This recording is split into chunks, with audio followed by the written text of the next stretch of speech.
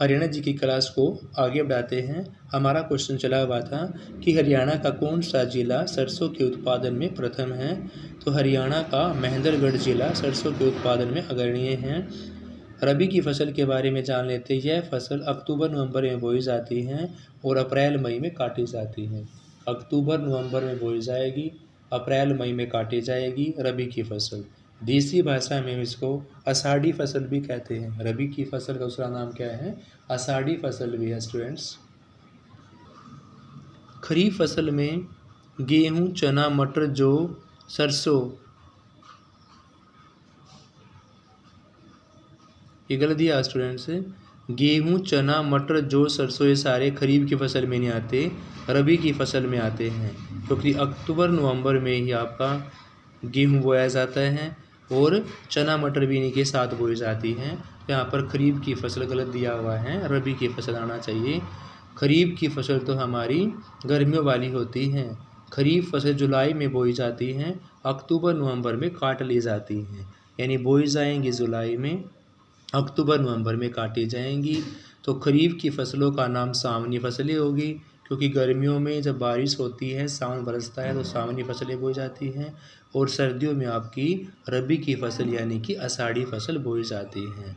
अगर सावनी फसलों की बात करते हैं तो खरीफ फसलों में मक्का, बाजरा, कपास, चावल, गन्ना ये सारे आते हैं स्टूडेंट्स। नेक्स्ट क्वेश्चन शुरू करते हैं। सोनीपत जिले के राई नामक स्थान पर खेल कूद स्कूल का नाम क्या है? तो सोनीपत जिले के राई नामक जो स्थान है वहाँ पर मोतीलाल नेहरू स्पोर्ट्स स्कूल है। मोतीलाल नेहरू स्पोर्ट्स स्कूल है और मोतीलाल नेहरू स्पोर्ट्स स्कूल राय सोनीपत में 1973 में इसका उद्घाटन हुआ और इनके वीसी का नाम है कपिल देव। हरियाणा राज्य खेल परिषद स्टेडियम कहाँ पर है? फरीदाबाद में है। और ताऊ देवीलाल स्टेडियम गुरुग्राम और पंचकुला के अंदर है स्टूडेंट्स। हरियाणा राज्य खेल परिषद स्टेडियम कहाँ आपका? फरीदाबाद में। ताऊ देवीलाल स्टेडियम कहाँ है? गुरुग्राम पंचकुला के अंदर है। नेक्स्ट क्वेश्चन आपका, पूर्व सेनाध्यक्ष जनरल दलबीर सिंह सुहाग किस जिले से हैं? तो इनका संबंध कहाँ से आपका? झज्जर से है। किनका? पूर्व सेना के अध्यक्ष जनरल दलबीर सिंह सुहाग कहाँ से संबंध रखते हैं? झज्जर से।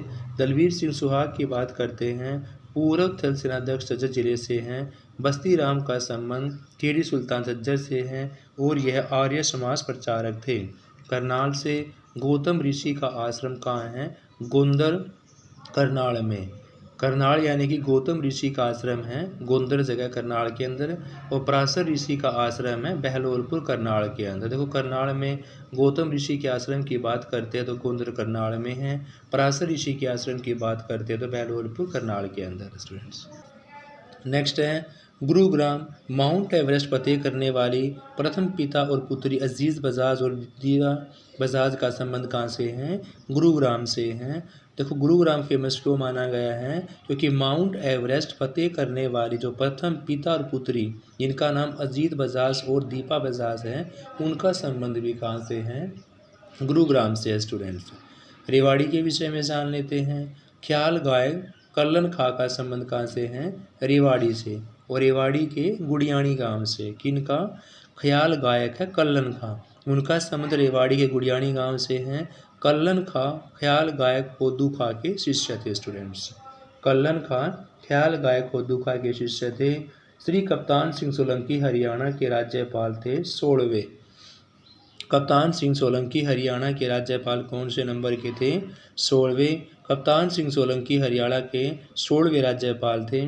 कार्यकाल की बात करते हैं, 27 जुलाई 2014 से 25 अगस्त 2018 तक। इनके कार्यकाल की बात करते हैं तो 27 जुलाई 2014 से 25 अगस्त 2018 तक है। हरियाणा के प्रथम राज्यपाल श्री धर्मवीर सिंह और हरियाणा के 13वें राज्यपाल की बात करते हैं तो ओम प्रकाश वर्मा। हरियाणा के प्रथम राज्यपाल धर्मवीर सिंह और 13वें राज्यपाल हैं Om Prakash Verma. Thank you students, बाकी क्वेश्चन हम कल करेंगे। Have a nice day.